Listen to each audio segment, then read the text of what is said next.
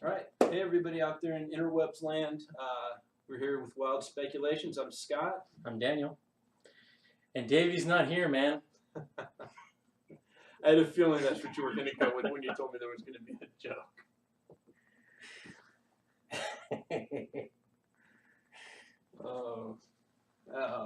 Yeah, so episode 4. Yeah. Well, where do we want to start with this one? Traditionally at the beginning, or do we want to jump around?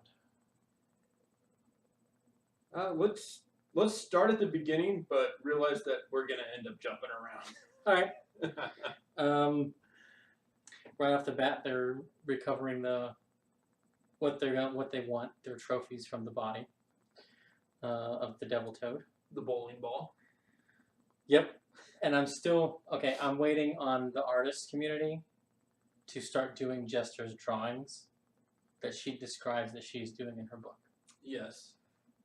So, do you think down the line, like, I know we're a ways away from getting items, but do you think we're going to get a Jester sketchbook just filled with fan art? Yeah. Well, I think... Or the sketches? Fan art book 2 may be based on Jester's sketchbook. See, that may be the narrative angle they take. That may be, yeah. Because the first one is supposed to be a tome in the Cobalt Reserve. Right. Although maybe it's going to be from Beauregard's. Yeah, I think the sketchbook's going to be something smaller and fun and a little less. Still waiting for them to make a Critical Role bow tie. Self-tying, not clip-on. Come on. Yeah. We got... Now, I was taking notes this episode as I was watching it. So I'm going to be referring to my notes here. However, I did, in fact, take my notes incorrectly. Because I thought... when I took my note here, it was about Caleb's keen mind. Yes, when he mentions the exact time. Yeah. He mentions the exact time. A little later on, he mentions direction. Yeah. In his memory. Yeah. Well, the memory actually was last episode. Yes. When he was reading the book. Yes. Which is why I know that. But he also mentions it. He mentions the keen mind and seeing if he's a speed reader. Oh, that's right. He mentions the memory in Yorda and Norda's names. I can't remember the name. Liam's memory's spotty, but yeah, Caleb's is rock solid. Yep. Which I like that they're like, oh, this is revenge for Vex and Vax. Yep. So yeah, the first thing out the gate, which I'm putting as I'm right evidence, is Toya attempting to escape from Molly's. Attempting to flee to... Yeah. Yeah, because they're carrying her back, and she wants to get away to try to find Clowry. Yeah. Luckily, they both rolled poorly, but she rolled a little bit worse. And that's impressive. Yeah. The benefits of contested rolls, not DC.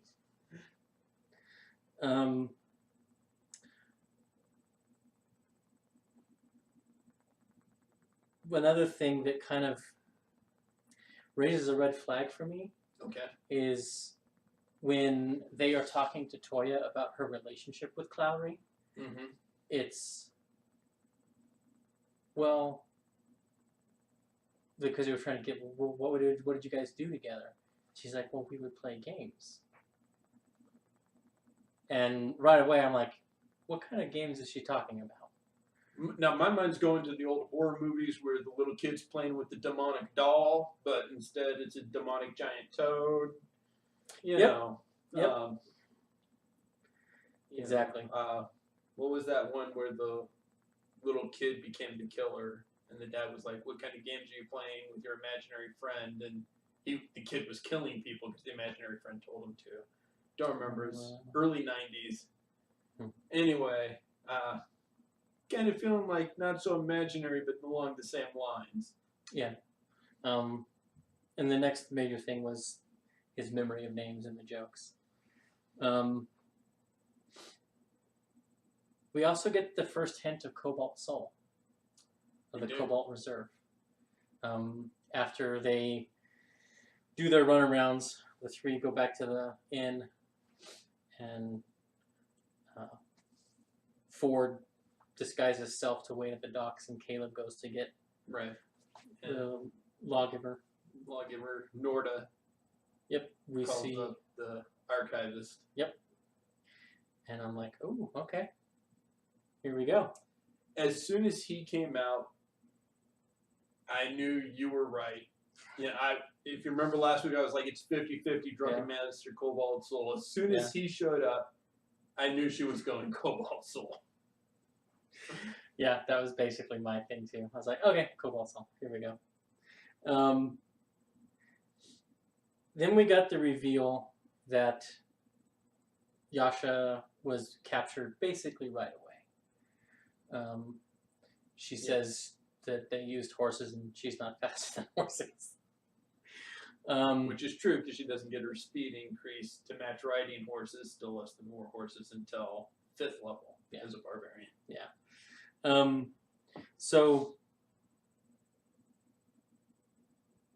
it was sort of at that point, that was the first tickling in my mind of, oh, I wish we had sort of started with her.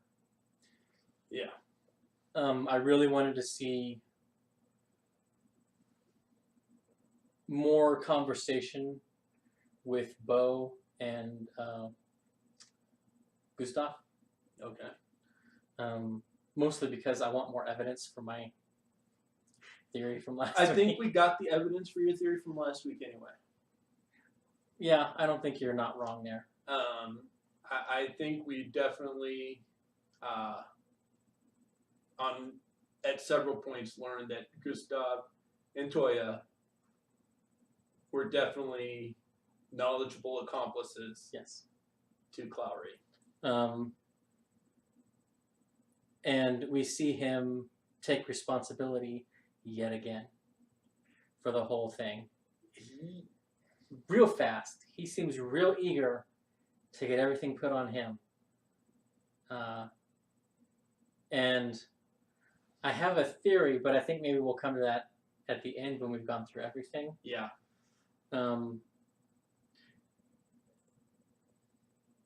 And he's sentenced to pay back almost 2,500 gold. Right. Which is a crazy amount of money for commoners. Wants no help. Yes. In paying it off. Which means he wants to stick around for a while. Yep. The rest are found innocent and are let go. I think it was great that Matt, for the first time really in all the NPC interactions, brought it home that Not is a monster. Yeah. From the guards putting hands and feet in chains to racism and the out and out racism in the court. Yeah. When the judge is like, my kin were killed by your kind. He's like, not my tribe. Which, well, I don't know if that disproves my theory that his clan are dead or not. No, because he offers to help hunt them down. She offers. Yes. Does she do that because she knows they're all dead already? Or because she has been cast out? I think she's been cast out. Okay. I think you're probably right there. I think she's been cast out for being too caring. She cares quite a bit about the other adventurers. I had not considered that angle. I think she's the gentle monster, heart of gold, cast out from her tribe for being too like the civilized folk. Huh. So do you think she's chaotic neutral then? I did. Okay. Yeah. That makes the most sense to me. And I think we'll get to see her cast spells next episode. Well, I wonder. So Talks Machnia is on after this. After we're done, we're gonna be watching it. Yes. Do you think they will reveal anything about their classes then? No.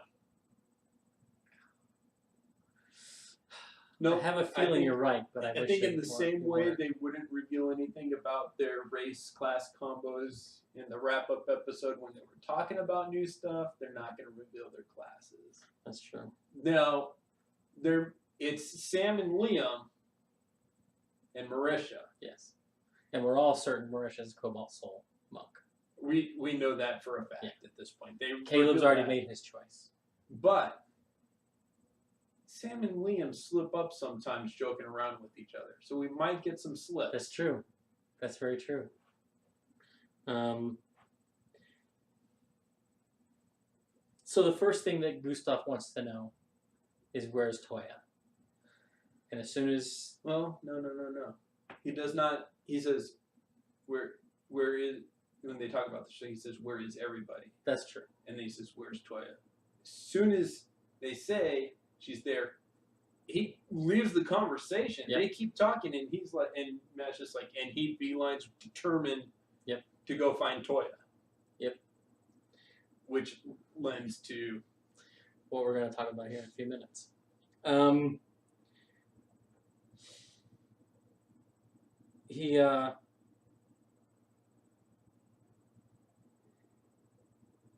And he also, in that conversation, is where he refuses to accept help. Shortly thereafter. I would like to take a moment in the middle of this and just point out that at least 4 or 5, probably half a dozen times, things that happened in the episode, I was like, we covered that on the show. Yeah. Yeah, me too. And I was like, yep, did that. Oh, I was right. Now, one thing, I did take a note here, one thing that Desmond, I think, the depressive guy, I was trying to figure out his angle and what he might be doing. And I realized, what if he was a victim of the Toad's life draining? You know, I was thinking that too. What I'm thinking is Toya wasn't the bottle that they thought she was. Yeah. Desmond was. Yeah. And now he's free. Yeah. And he doesn't want to be around because he doesn't want that to happen again. Yeah. So we're on the same page then. Yeah. Toya was playing the game. She probably lured Desmond in. Yes. To get him starting feeding. Yep. And manipulated him. Because she can obviously manipulate people with her songs. Yep. Flat out almost control them. Which fully brings us back to College of Glamour. Yep. And the connection to the Fae. So, they joke about Bo's nemesis. Yeah, that's going to come back and bite him in the ass not taking it seriously. Yeah. For real. That little girl, Yasho's right. Creepy and evil. Yep.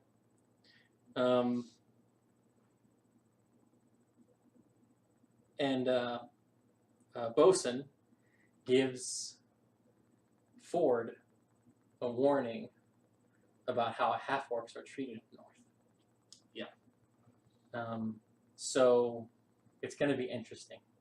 Now, what I kind of want to know from a Talks Machnia perspective is, did Matt warn them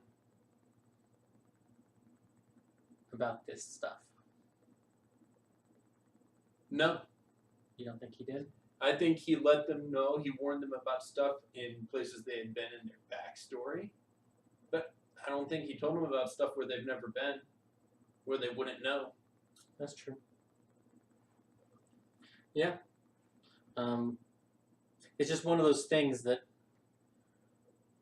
although I don't think Matt would play it too aggressively, like... No. He will bring the prejudice, and then he will let them prove themselves. Yeah. He will give opportunity for them to either reinforce those stereotypes for why they're hated, or rise above them and be grudgingly welcomed. Yeah. It's after they separate, and the members of the carnival who are going to go to the carnival go back to the carnival, and Gustav goes off to wherever Gustav is going. Desmond leaves. It's finally at that point that they go, you know, maybe one of them was in on it.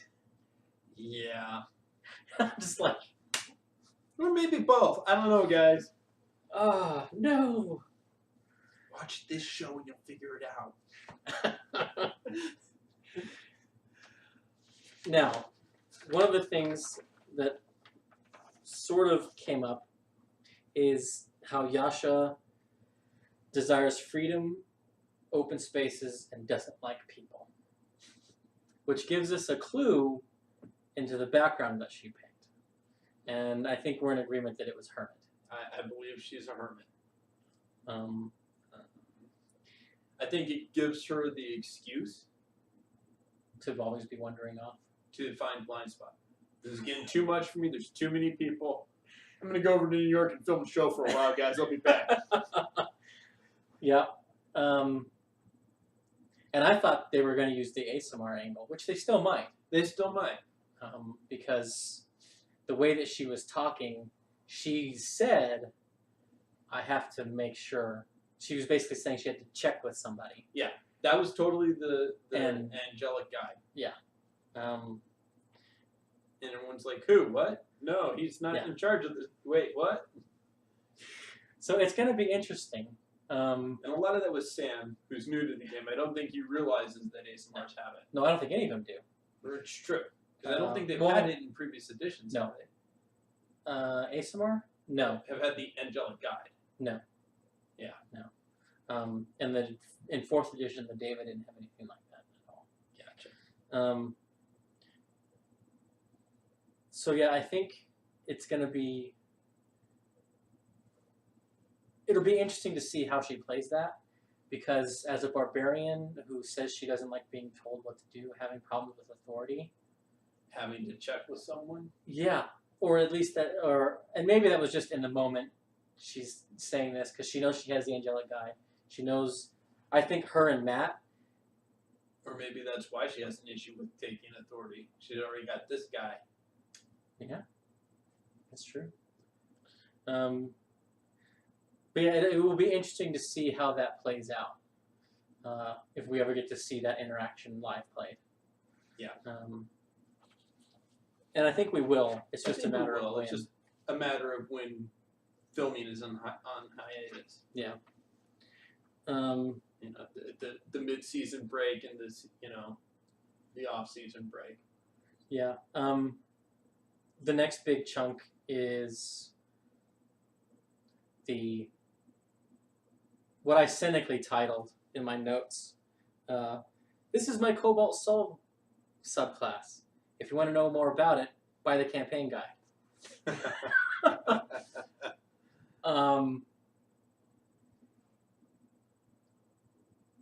I know it probably isn't that.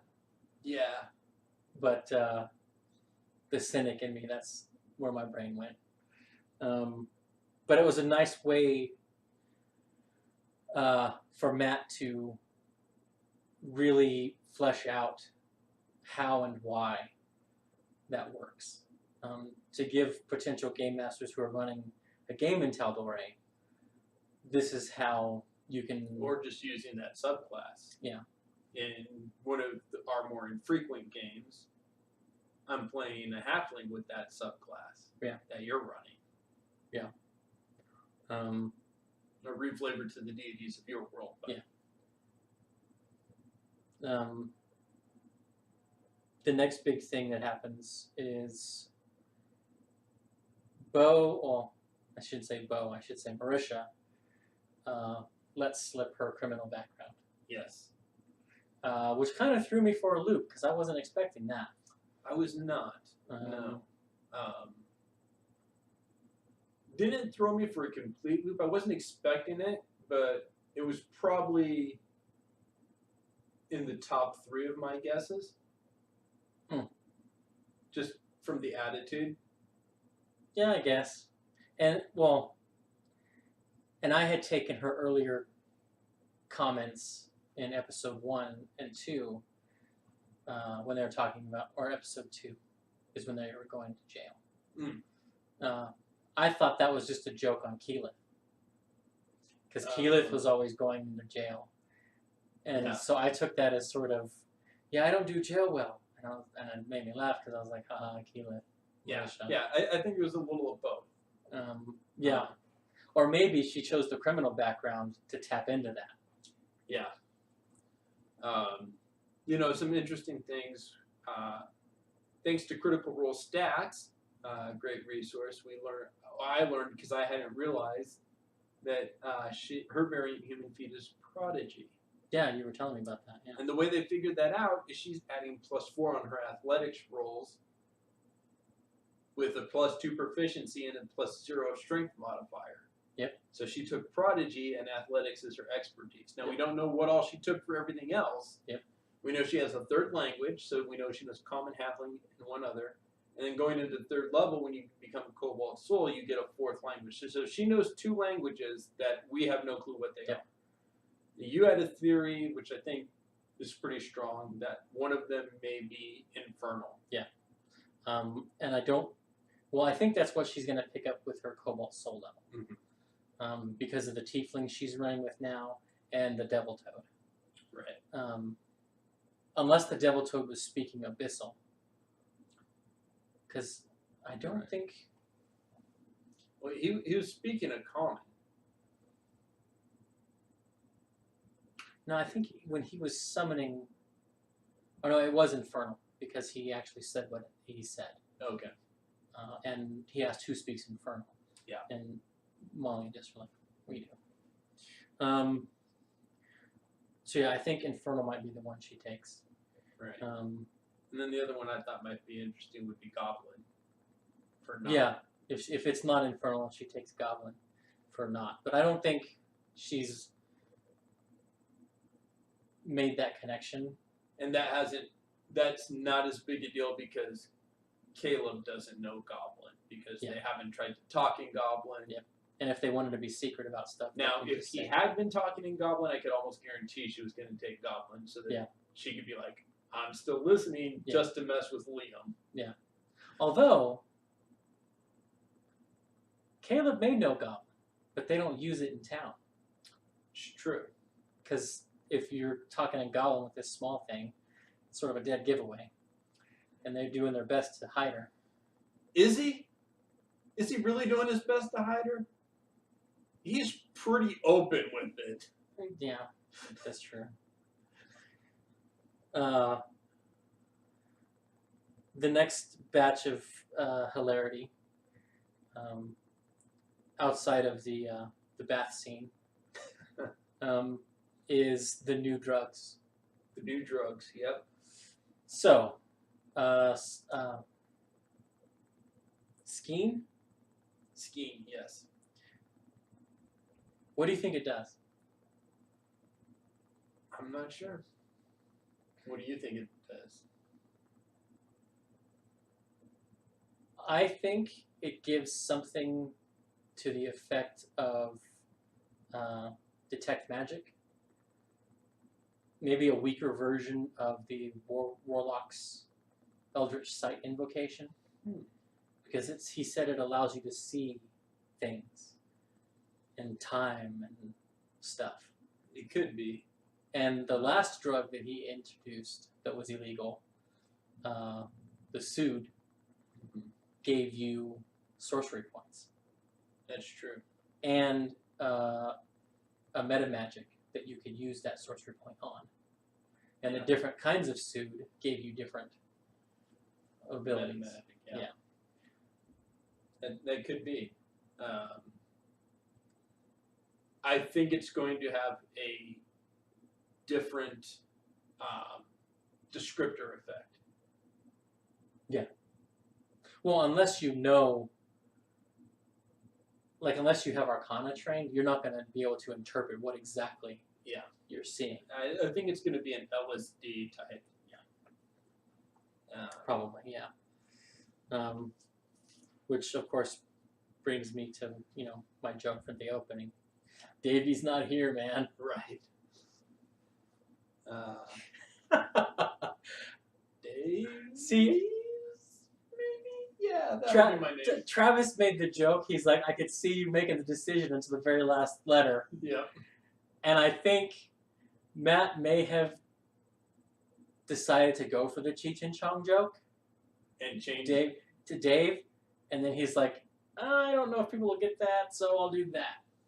So he made a right turn to Davies, because Davey. That, or he was gonna do Dave, and he saw Travis's grin, and he changed it.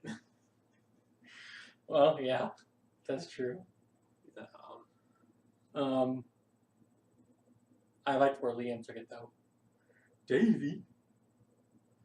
Yeah. The little claymation Sunday Bible school cartoon. Yep, Davey and Goliath. Yep. So it's sort of an aside thing, but it's something that's fun to notice since they're using 5e character creation on these guys. But we sort of know what Yasha's trinket is. No, we know exactly what her trinket is. And I think it's funny that she didn't describe it fully. She described it as a book with a 4-leaf clover in it. Because that is the descriptor for the trinket table item, Book of Manners and Etiquette, with a 4-leaf clover in it. Yep. And that's funny for a barbarian to have. Yeah. So I'm wondering how she's gonna work that in, because a lot of times when players take trinkets, they don't think entirely how to incorporate that into their story. Yeah. It's just something I have. Well, and maybe the most common thing that I've seen, if they don't want to try to fit it in anyway, is it's a treasure that they picked up or something they found. True. For me personally, I like to just keep it on the back burner. I like to have them. And if it's not apparently obvious, such as in our Sunday night game, my Triton Bard has an alabaster mask. Pretty obvious how to work that in. But I like to just keep it on the back burner, keep it in the back of my mind until an opportunity presents itself to use it in a creative way. Yeah. And then that defines how my character uses it. Yep. Yeah, that's true. We got a hint at Jester's background. I think we know Jester's background. I think we're in agreement. I mentioned it to you before reading that far in your notes, and you were like, yep. She writes a letter to her mom. Dear Mom, I'm out of money. Please send more. The biggest in, sure, why not? I'll be there. She's a noble. Yep. Yeah. Yeah, it's gotta be. And then the oddest... an inheritor. But I think she's a noble. Yeah. And then the oddest moment of the episode for me, Beauregard taking the parcels meant for the brewery. So this kind of works into some other things for me. Okay, so first thing that stands out when she does this, she's like, oh, I go and she doesn't say, is there any mail? She doesn't say, she says, are there any packages for, what's the brewery? I think it's Bombox. Yeah. Is there any packages for Bombox? So she's expecting something bigger than a letter, bigger than, she makes her little plea with the deception that she gets from her criminal background, and gets 3 packages, and she gets this just semi-evil grin on her face and does her little shoulder dance like, I got me a goodie, There's something more to this which goes into her background, because we learned that when she first moved to town, she worked for Bombox. Yeah. In the scene about the Cobalt Soul. Yeah, in their zero. Session 0. They mentioned that they worked at the Bombox. Well, I mean, she says, he says, Bombach's where you worked when you first came to town. And, she's like, oh, is that how I got caught working for these, fuck-ups, fucktards, whatever she said. Which triggered, that scene triggered when she was doing this. So you had mentioned thinking maybe it's ingredients and she's just screw you for whatever wrong she thought, or maybe she was stealing the money that was being sent to them. Although I think the money would have been sent via courier directly to them, not through the regular mail. I think that she may be a criminal, but I think she didn't agree with what they were doing. I think they were doing something on the down low. I think they were doing something not on the up and up. And she's getting revenge for that. And she's taking the things that are on their way. Black market goods, maybe, something. Yeah. And, I think that plays into why Gustav is so keen. I think maybe they're connected. And he wants it into the Bombach brewery. Yeah, maybe. So kind of, I think, tying maybe everything together. Because there's not really much in this town other than the breweries. Yeah. So if we're establishing that these guys are shady, we know he's shady as fuck. Yeah. I think there's a connection there. And I think whatever's happening at the Bombach brewery is why Gustav wants to stay in town. Yeah, that makes sense. Which brings us to all the stuff we've been alluding to. So we'll get to that later about Gustav. We're 98% certain he's orchestrated this whole thing, that he's manipulated Toya and maybe even summoned Clowry. Yeah. Because one of the things that I talked to you about after the episode was why that night in this town did that happen? Mm-hmm. They've been traveling with Clowry for years. Yep. They've never heard anything about it. Because Nothing they've like been this has ever siphoning happened. off Desmond and others. Yep. So why there? Why then? Why there? And I pointed out to you, he wants to stay in town. Yeah. He wants... So it's got to be something that he wants in the town that they're not going to... Because like the circus, it was hard enough for them to get approval for the circus to come into town. Right. He's not going to be able to stay there and infiltrate anything for any period of time. So he's got to do something that will get him detained there, will keep him there. Now, such as a $2,000+ debt. Yep, yep. And I think his plan was Clowry does this thing to an audience member. This causes the town to go crazy. He seemed to do his best to keep the others out of prison initially. So he didn't want them to be affected. Because I don't think all of them are in on it. No, I don't think they are either. I think they're all useful idiots, as it were. Yeah. And I think what happened was the plan was you're going to get Toya and you're going to run. Yeah. You're going to hide. And they were hiding on that island. Mm-hmm. And I don't know what exactly the plan was beyond that, because our heroes... Well, yeah. Island's the perfect hiding spot for a devil toad. And for a number of reasons, because we heard from the fishermen, nobody goes there. It's cursed. Nobody goes there. Still close enough because he can evidently leap there. Yep. With a little girl in his arms that he can come out and snap when he needs to. Yep. He can find passers-by. Well, not only that, but we also see evidence that he's feeding her from the wildlife of the lake. Yeah. The crabs. They find the crabs there. Yep.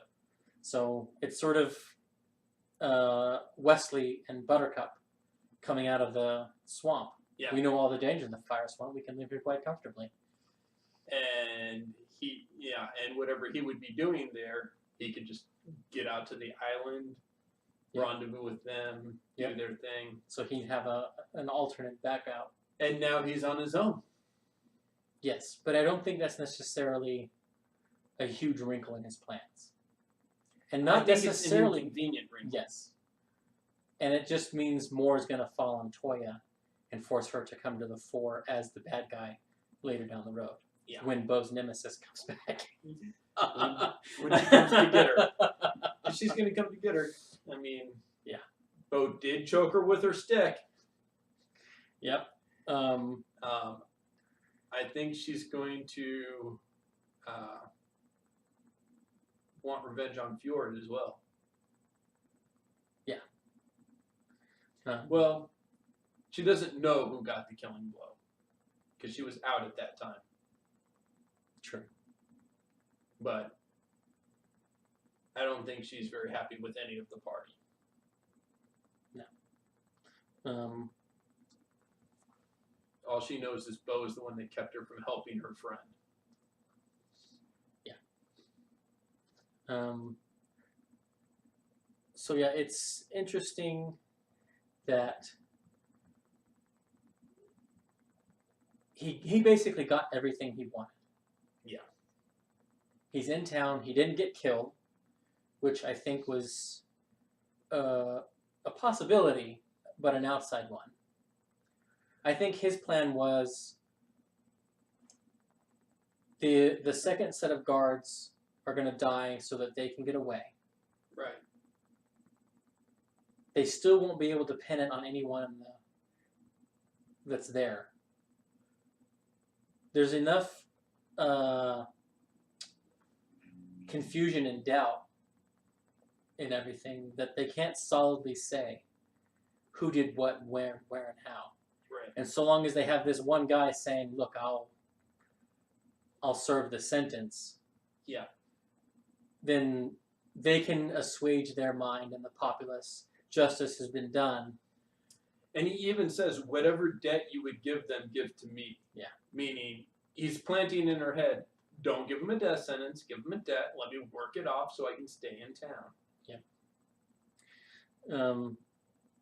And yeah, when he refuses to even let them help with the debt, it's like, yeah, no, he doesn't care that he owes this money.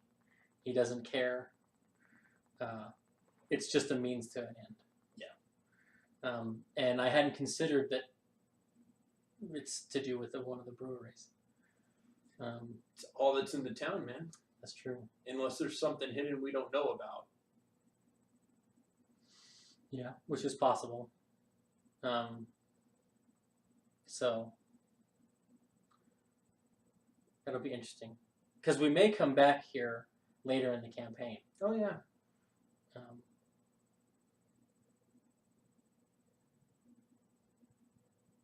Yeah, 6 months game time or so when he's nestled himself into the public works and something happens and they, the Bombach packages catch up to them. So, in our first episode, I mentioned that I think that the classic big bad that he's going to have in this campaign is the Unchained Oblivion, and then I think he's going to use the Tarask as the iconic bad guy. The template. Yeah. What if it's supposed to be in the lock?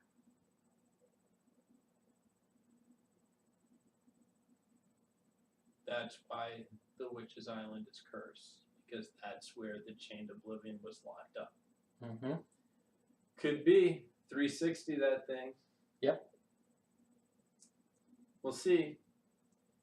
I think at this point that's still an out there. Well, I mean, we do call the show Wilde Speculations. This is true. I don't think there's enough evidence to be like, yeah, that's going to be it. But I think there's enough evidence to say that's an interesting theory. Yeah.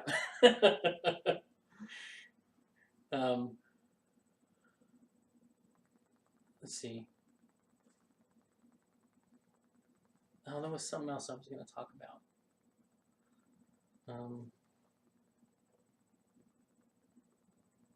It just came when I was talking about something else. No, Cool. I can't think of it.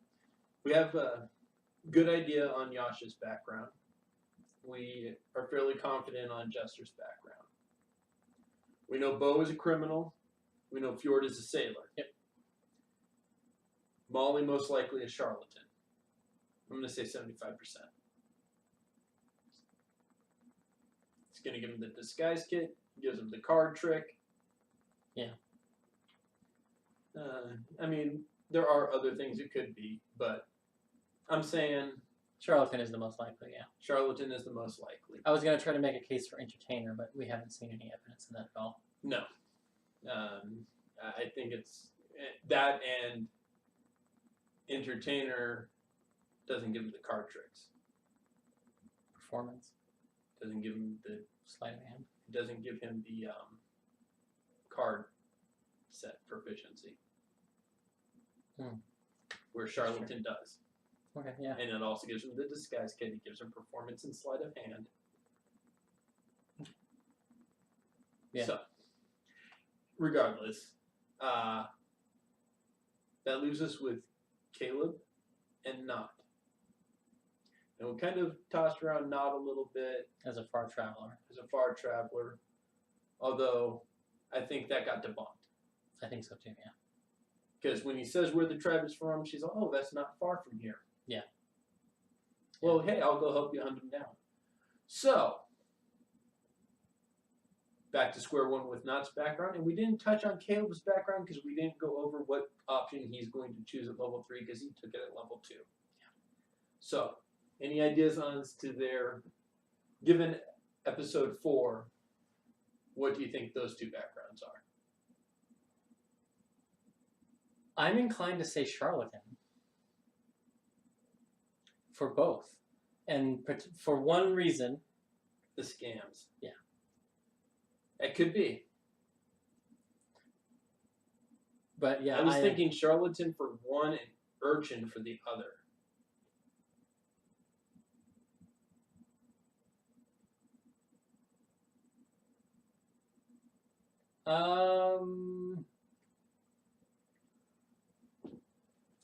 I don't know about urchin, but I can't necessarily 100% disprove it.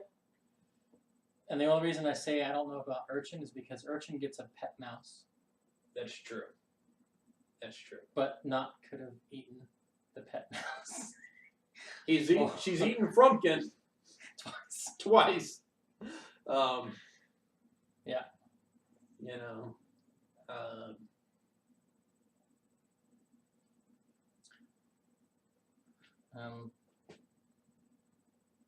Yeah, I'm pretty the sure other charlatans. thing is yeah. it could be a sage. I think Caleb is probably a charlatan. He could be a sage. He could also be a hermit. It's true. Just because of his disheveled look and being so far out of civilization all the time. Right. And here's the other argument for hermit. You get a discovery, and you're supposed to have papers related to your discovery. The books. Yeah. Specifically the one that was half burned. And the sage gets books as well. Yeah. And can have a dark secret. Both of them can have some kind of secret they're protecting. Yeah. Or researching. So that's my theory on why those two. Although charlatan makes sense with his transmuter because of the bull trick. I think that Knot is not a charlatan because I think she became a charlatan hanging with Caleb.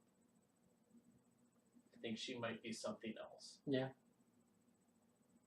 Which is, urchin jumps out, but it may not be urchin. Just because she's still a child without family.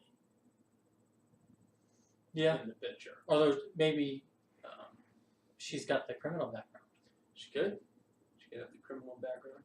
To illustrate being She's not with them anymore. Maybe she's a folk hero. Maybe she stood up to the goblin chieftain and protected Caleb. That's how she saved his life. And she could be a folk hero. I don't know. She's the one that's got me stumped. Yeah.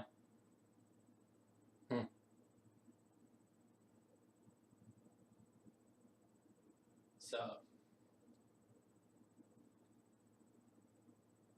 it'd be interesting to see. I think we'll find out in the next 2 episodes. 2 to 3. I think 2 we'll to know 3. most of their Yeah. backgrounds for sure. Yeah. In the Especially as they start using the features. 5th, 6th, Yeah. maybe into 7th. Just because we only know 2 and there's still, 5 others. Yeah.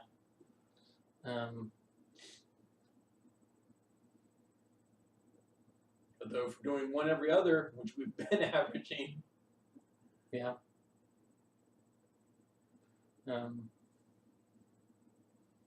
So yeah, let's see. So Ford still remains up in the air, which pact he's going to take. We'll find out Thursday, I think. Well, especially if we're right and he goes back to the chain. Yeah, he'll have a familiar. He'll have Frumpkin 2.0. That's an interesting idea. How are we going to know? I mean, obviously, if he's packed to the chain, he'll have a familiar. If he goes packed to the blade, we might not necessarily know. We might not necessarily know. And if he goes back to the tome, we'll know. Yeah. Because he'll have the book. He'll have gotten a book that he's studying from to learn magic when he gets to the university. Yeah. Or he'll get to the university and they'll give him a book. Yeah. Or he'll take a book. Well, that's not going to be...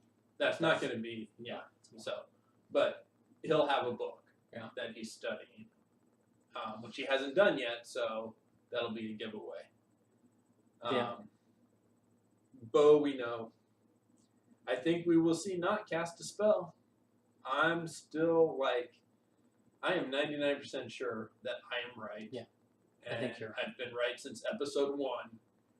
Arcane Trickster for As sure. soon as she said, Caleb's been teaching me magic. He's a great magician. I said Arcane Trickster. Yep. Especially when we saw her intelligence. Yeah. As 14? 16. 14 is the con. 19, those are the 3 high stats. Yeah. 19 is the dex. So her second highest, which a +3 is not too shabby when it's your secondary skill. I mean, that's a 13 save DC. Yeah. It only gets 2 better at first level, or at these low levels. Yeah. So. But I don't think we're going to see her doing a lot of attack spells. I think we're going to see her doing utility. Yes. I think you're right. And I shouldn't say this. Well, she might take some attack cantrips. Maybe. Maybe. I mean, a firebolt does more than a hand crossbow. She gets, but that's an attack roll. Yeah. Not a save. True, but I'd rather rely on a +5 to hit with a firebolt than a U save versus DC 13. Yeah. Well, I mean, the argument against taking any attack spells in the attack cantrip is she doesn't get her sneak attack. True, because it needs to be a weapon. Yeah. I think and the other thing is with the Arcane Trickster, at the beginning you get, of the 3 spells, one of them can be anything, but at least 2 of them, and then from there on out, and enchantment, which are bigger on saves than attacks. Well, they get Mage Hand, and they get 2 other cantrips, right? Correct. So, Minor Illusion, and I'm thinking Prestidigitation instead of Minor Illusion. A lot more scams can be successfully run with Prestidigitation than Minor Illusion. It's a lot more scam friendly. Yeah, that's true. Well, I mean, they're both good for scams, but true. But I don't know. Prestidigitation actually changes something about the thing for an hour. illusion you can see through in a turn. Yeah. So do you think she will clean Caleb? No. She refused to get in the bath. She was worried that he would become a different person if he took a bath. She does not want him to change. Now, if Jester learned prestidigitation, if she gets the magic initiate feat, Caleb will be clean. Yeah. But not. That's true.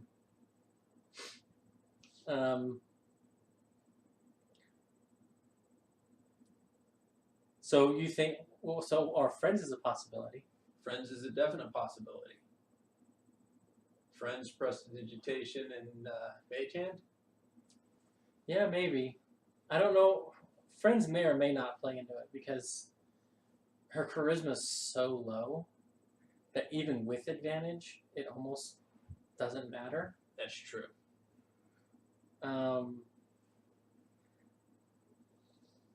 But maybe it's funny to just to take the cantrip just to have fun with it. Yeah. Just so that she can use it. She learned it thinking it would give her an edge in social situations. So he's like, I'm going to use Friends. Okay, I make the roll with advantage. Rolls 2 dice. That's a 12 minus 3, 8. And now they're pissed at me. Yeah. You failed the check, and they're mad. Yeah, I can see that happening.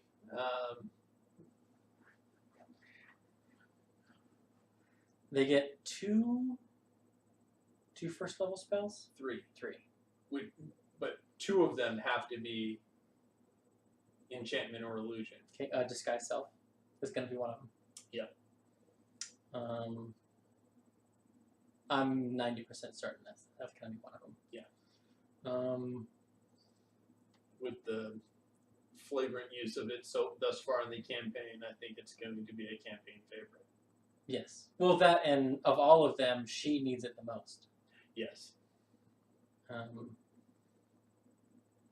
Because of all of them, she's the one most likely to be shot on sight.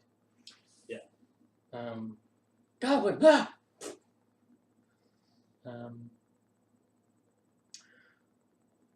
Let's see.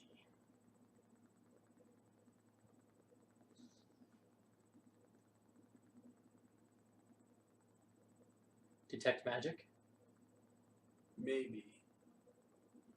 Just so that she can find the good stuff to steal? I don't think she's concerned with the good stuff.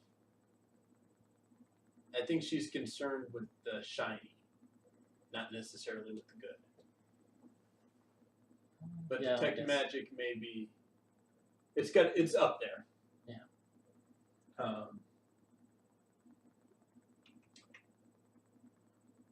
Unseen servant.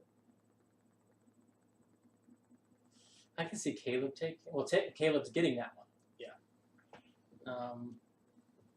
From the book. I don't know if I see not with that. Anyway. But yeah. Yeah, I'm not sure what all spells. I don't think we know enough. That's true. At this point. And we haven't even seen that much of Ford's spell book or his prepared spells to be able to. Because he'll be getting another one. He'll be getting another one. Although, according to it's Hex and what's the other one he used? Second. According to Critical Role stats, we know them both. Oh.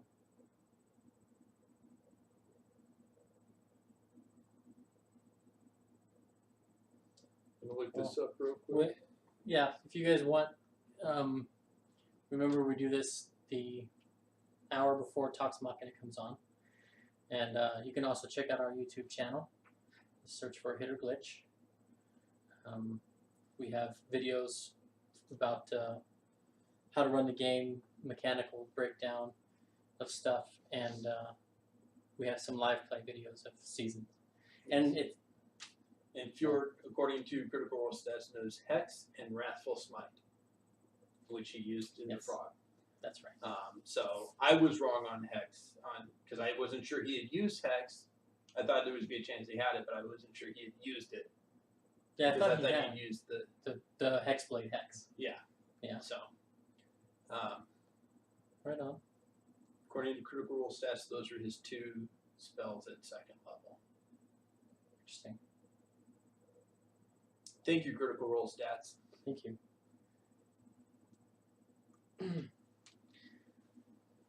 So we're coming up on the last few minutes. Yeah. Anything else that we wanted to cover that we haven't yet?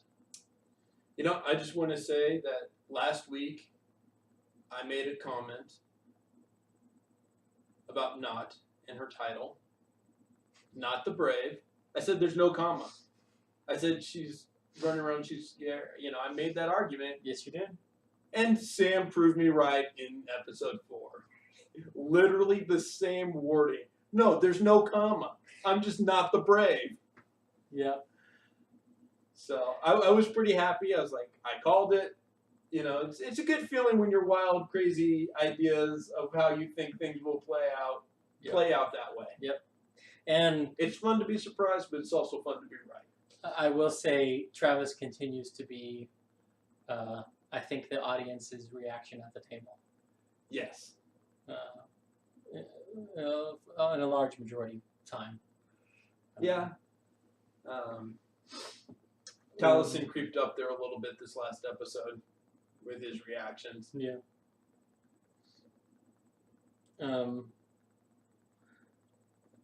I do have to wonder how much of Matt's time at Burning Man has played into both the creation and the gameplay around Sood and now Skeen. I don't know. And also Taliesin knowing,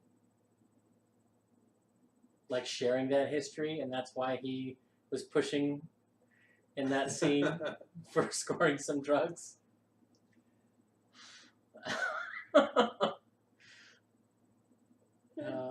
I am a little sad that Ashley didn't get a solo. Yeah. And I told her as much on Twitter. Especially with her making the exit right away again. Yeah. Because she couldn't be here, you know, probably won't be here this Thursday. Yeah. And I got to thinking about it, and it might be that she's not there that often and doesn't want to take the spotlight from them, as it were. Yeah. I don't know if that's a legitimate concern. Because I know I'm not the only one who was like, I kind of wish the episode would have started with Bo. Right. Or Yasha. with Yasha in the prison with Bo and Gustav. Yeah. B.O. Bo. Yeah. Bosun. But yeah. And I'm still also waiting for her to have her moment with everybody. Yeah. Because outside of the flirtatious jokes in episode 1 and the beat face. Which I'm still convinced that, and not that I don't like the fan art, but that the fan art is wrong, shipping Bo and Yasha. Yeah. And I know why they did it, because she carried her down to the sea, all the romantic gesture. But if you remember, she questions about Jester. Yeah. And Bo says, oh, and I fully endorse that. You going after that. Yeah. Yeah. And Bo also in this last episode led on that she might be gay, or at least bisexual. Yeah. And I, of course, made the comment to you that maybe Yasha's interest in Jester is her same interest in Molly. That they're both tieflings, and her angelic guide just hasn't been specific as to which tiefling she needs to be around. Yeah. Or it could also be. Or she just has a thing for tieflings, whatever gender they are. Yeah, or that. And it could also be, I'm extraplanar in origin, you're extraplanar in origin. Opposites attract type thing. You know. So yeah. Regardless, it's fun to watch the characters develop and grow and figure themselves out and figure each other out and give us room to speculate. Yeah. So we will see you guys next week. We're going to go enjoy Talks Machnia. Send us your theories so we can discuss them as well. See ya.